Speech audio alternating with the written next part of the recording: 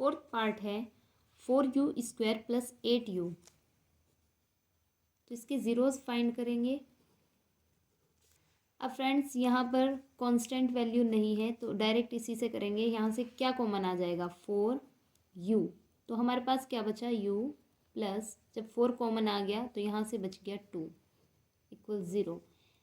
4u equal 0 और u plus 2 equal 0। यहाँ 4 जब डिवाइडेशन में जाएगा 0 की डिवाइडेशन में, तो u की वैल्यू 0 ही रह जाएगी और इधर u की वैल्यू हो जाएगी -2। तो हमारे जो ज़ीरोज़ आए हैं अल्फ़ा और बीटा की वैल्यू 0 और -2। अल्फ़ा की वैल्यू 0 प्लस बीटा की वैल्यू -2, तो ये हो जाएगा -2। और माइनस बी की वैल्यू है, बी की वैल्यू है 8 और ए की वैल्यू है 4, तो ये हो जाएगा -2 के इक्वल, क्योंकि 4 टू जा 8 की डिवाइड हो गया। तो alpha plus beta equal -b/a के, जो हम वेरीफाई कर चुके हैं। उसके बाद हम देखते हैं क्या अल्फ़ा और बीटा की मल्टीप्लिकेशन इक्वल है c/a के। अल्फ़ा की वैल्यू 0 और बीटा की वैल्यू -2, और जब 0 की -2 से मल्टीप्लाई करेंगे तो वो हो जाएगा 0 के इक्वल। और c की वैल्यू है 0 और a की वैल्यू है 4। हम किसी भी नंबर से 0 को अगर डिवाइड करते हैं तो वो 0 के ही इक्वल आता है। तो इसका मतलब अल्फ़ा और बीटा की जो प्रोडक्ट है वो इक्वल है c/a के। Fifth part t² - 15। तो फ्रेंड्स सबसे पहले 15 को जब हम इक्वल से दूसरी साइड लेकर जाएंगे तो ये हो जाएगा पॉजिटिव में।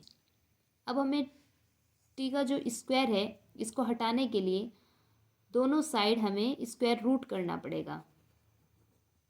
अब फ्रेंड्स किसी भी नंबर का या किसी भी वेरिएबल का जिसका स्क्वायर है उसका स्क्वायर रूट करने पर स्क्वायर हट जाता है। तो यहाँ पर t इक्वल आ जाएगा √15।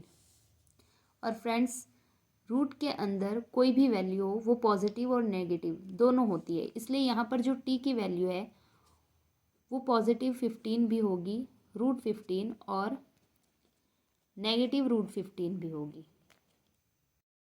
फ्रेंड्स यहाँ a की वैल्यू है t² का मल्टीपल और b की वैल्यू, क्योंकि t का मल्टीपल यहाँ कुछ नहीं है तो इसलिए b की वैल्यू हो जाएगी 0 और c की वैल्यू होगी -15। तो अल्फ़ा की वैल्यू है √15 और बीटा की वैल्यू है -√15।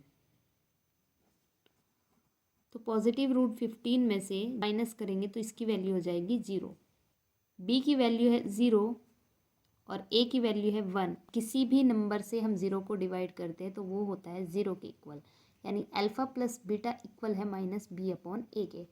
अब अल्फ़ा और बीटा की प्रोडक्ट अगर हम करेंगे √15 और माइनस के √15, तो ये हो जाएगा 15 के इक्वल, और क्योंकि नेगेटिव में है तो नेगेटिव भी लिखेंगे।